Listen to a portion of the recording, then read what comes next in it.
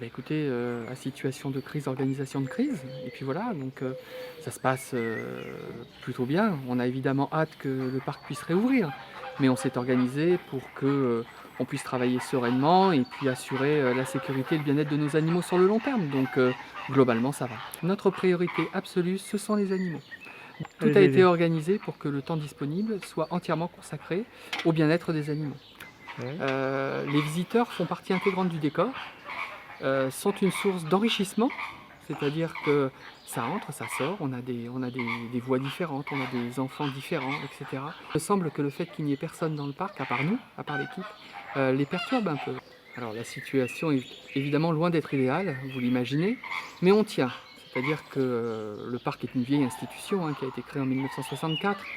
On a, comme on dit, les reins solides.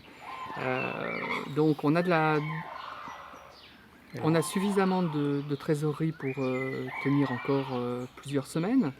Et puis on a voulu aussi avoir une approche professionnelle et sereine de l'avenir, c'est-à-dire qu'on a fait appel à un prêt garanti par l'État pour pouvoir être absolument certain d'assurer les soins aux animaux sur le long terme.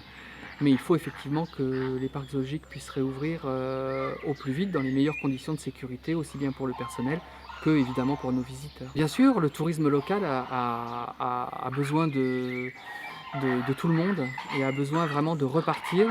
Et comme il ne pourra pas repartir grâce aux touristes lointains cette année, eh ben, on compte vraiment sur notre clientèle locale pour rebooster le tourisme du Béarn.